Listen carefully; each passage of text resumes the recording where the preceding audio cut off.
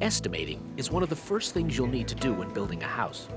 When estimating, you'll figure out what kind of materials you're going to need, how much those materials will cost, what kind of labor you're going to need, and the cost of that help. In effect, estimating helps you determine what it's probably going to cost to build a house.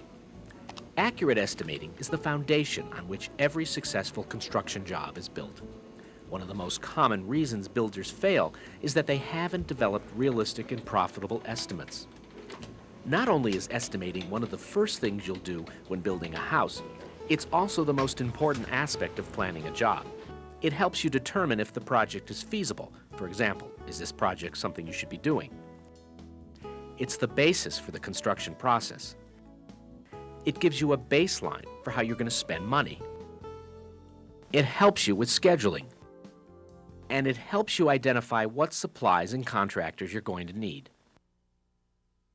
Estimating would be easy if it were just math, but it's more than that.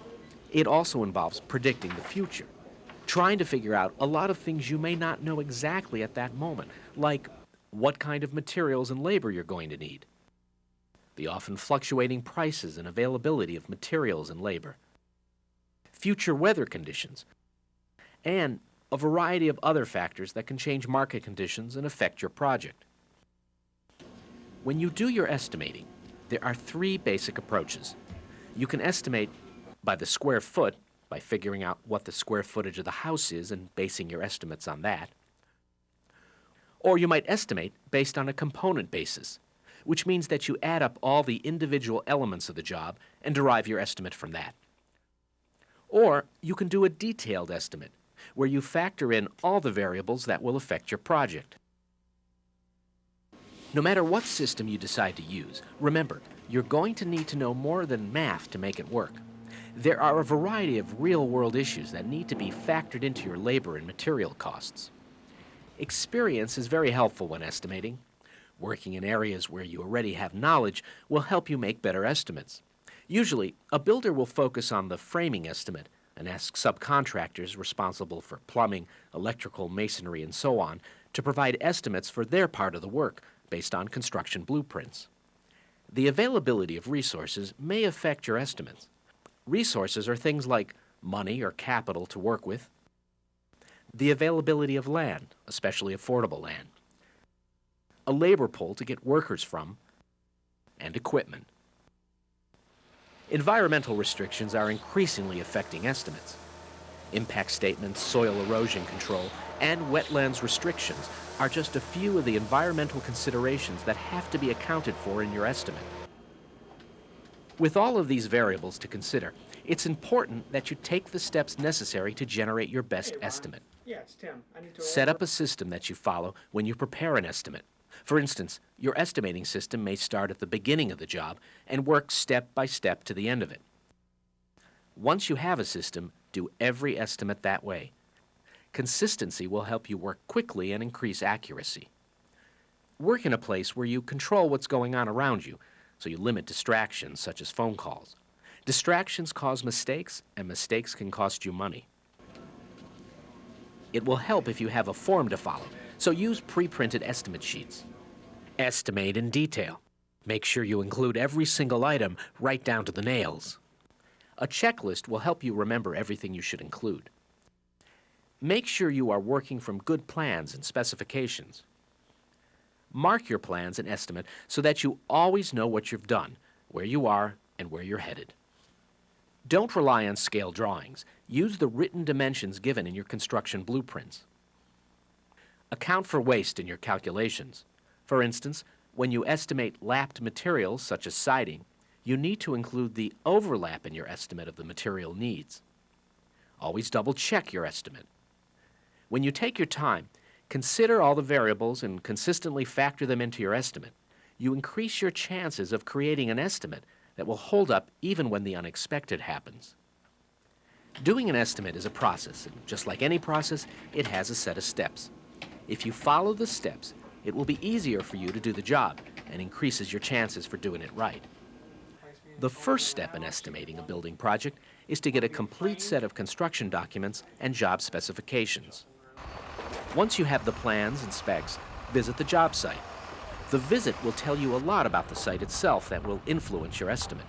Most of what you see will probably be in your construction plans and specs. But some things won't be. For instance, check out the property to see if there's anything that needs to be removed, like trees or other structures. Ask yourself questions. Has anyone checked the property for toxic materials? Where will I put the excavated soil? Where can I store my materials? Is there room for trucks to maneuver and get around?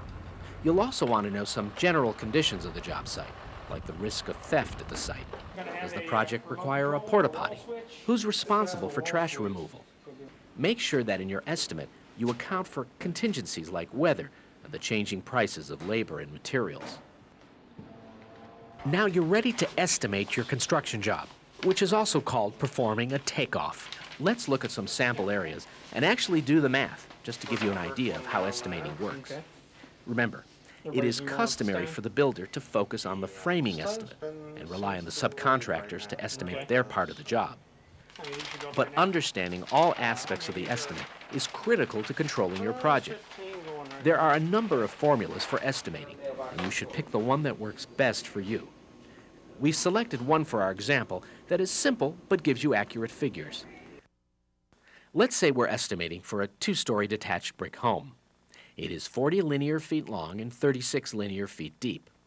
You will also need to know the square footage of the house. You get that by multiplying the length of the house times its depth or width. 40 times 36 is 1,440. The house is a 2-story home. That's 1,440 square feet per floor, so the total house is 2,880 square feet. We have the basement and foundation walls already in place. We're going to estimate the lumber for floor joists, the plywood for the subfloor, the framing for the walls, the drywall, the joists for the roof, and the brick veneer. Let's start our estimate by determining how many pieces of lumber you're going to need for the joists for your deck system, the structure that holds the subflooring. We're going to put our joists 16 inches on center, or 14.5 inches apart.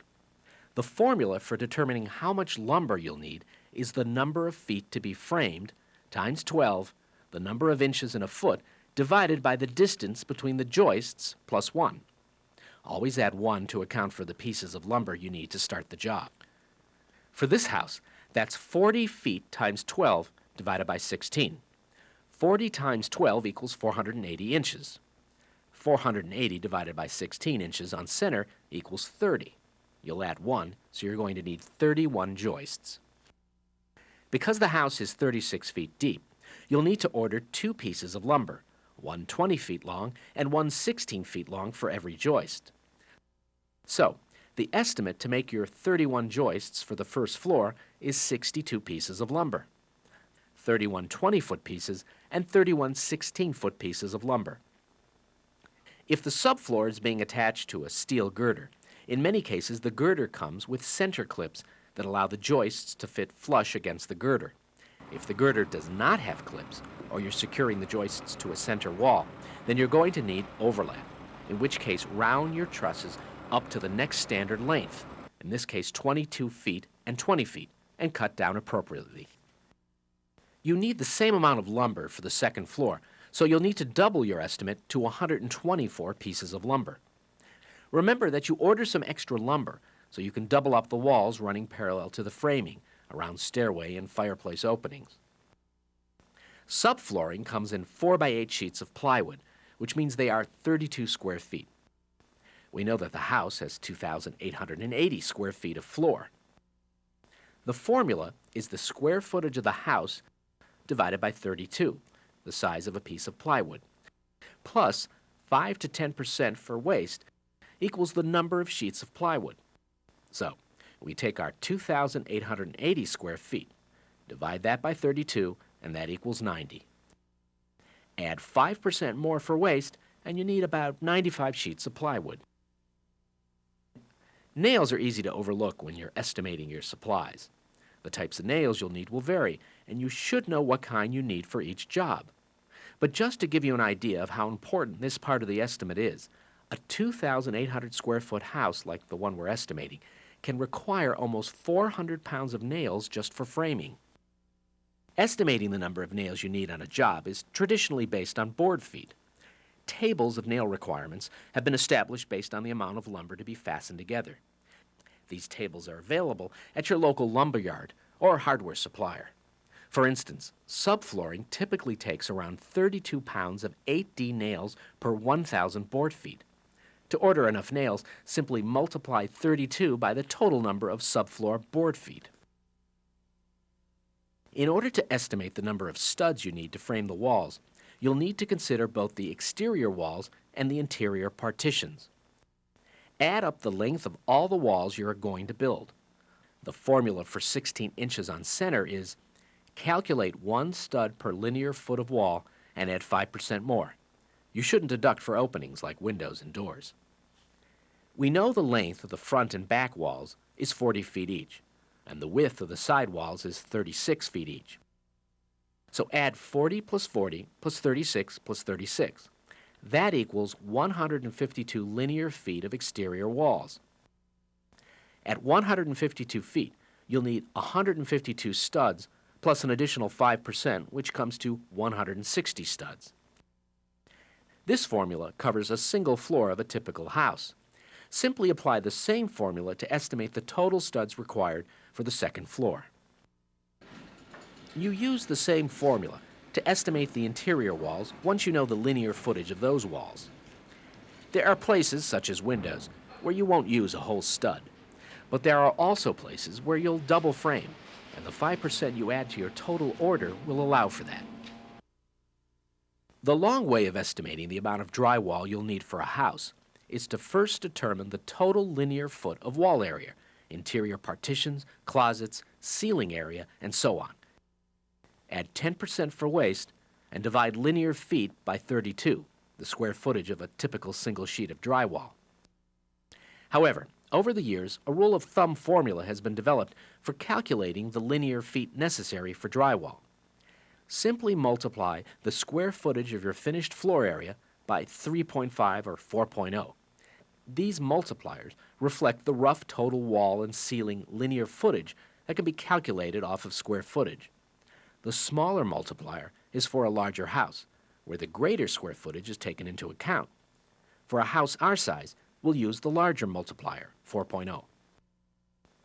Our finished floor area is approximately 2,880 square feet, so we'd need 11,520 square feet of drywall.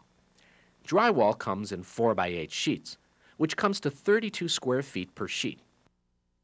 Divide 32 into 11,520, and your estimate for 4x8 drywall would be about 360 sheets.